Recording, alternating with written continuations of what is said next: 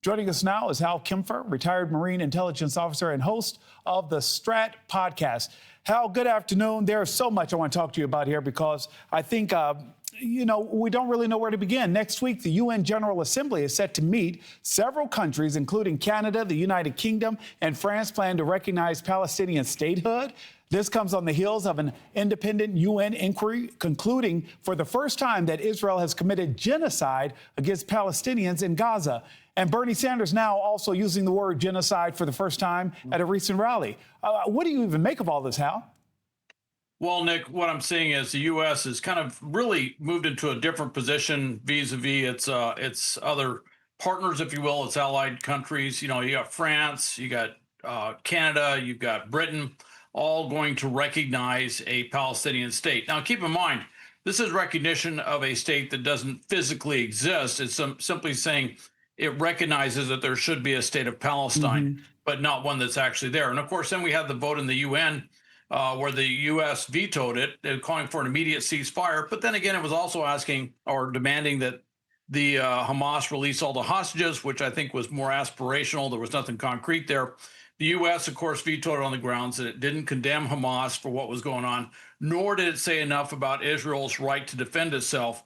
So there's a clear schism between U.S. policy and the policy of some of our closest allies. And how, we keep talking about the release of these hostages. And again, I'm not a military strategist here, but I have to believe that Hamas is aware the minute they give up those hostages, they've lost all leverage.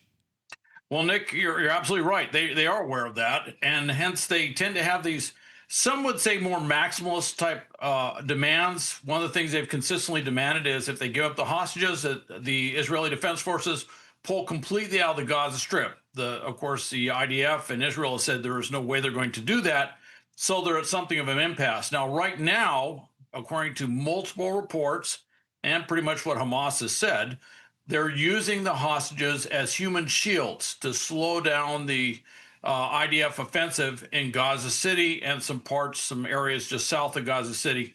But they're basically using them as shields, essentially saying they're going to sacrifice them. In fact, they just put out a big promotional thing that showed pictures of all the hostages, living and deceased, and basically indicating that they were going to be essentially martyred in so many words. Hal, and again, I know there's so many questions I have for you because this is your area of expertise. Hal, how are they moving these hostages? Because as we see Israel continue to strike different parts of the Gaza Strip, Hamas has to be moving these hostages from place to place undetected.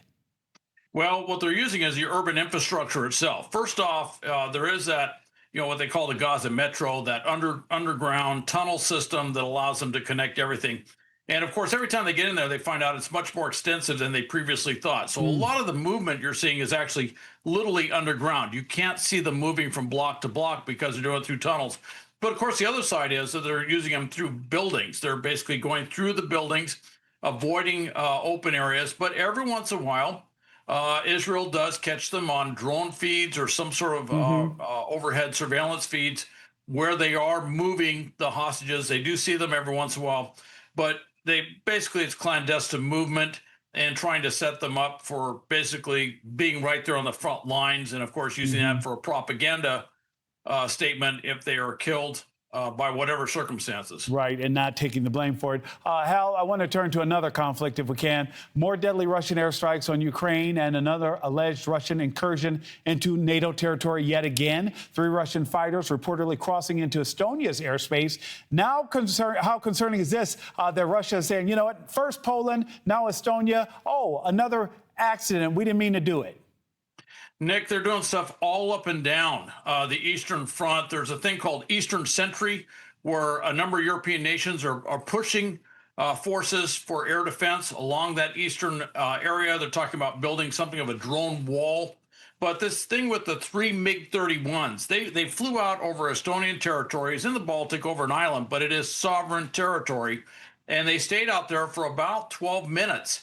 To give you an idea of how NATO's working, it was actually Italian F-35s that were actually stationed up in that northern area that responded and essentially chased those MiG-31s away. But, to paraphrase President Trump, this is not good. This is not going well. And their movement, their actions have become more provocative over time.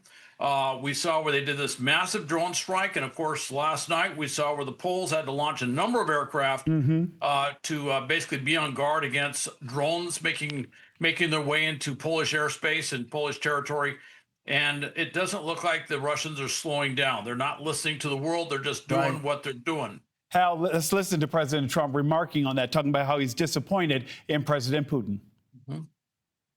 The one that I thought would be easiest would be because of my relationship with President Putin, but he's let me down.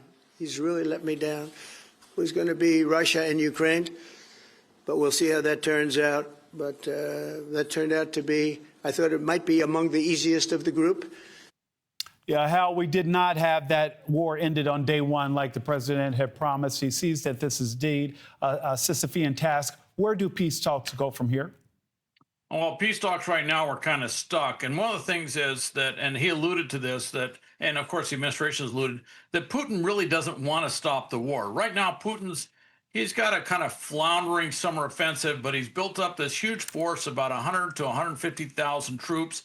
He wants to do this big fall offensive to push into the Donbass, to take that remaining territory of the Donetsk Oblast that he hasn't taken.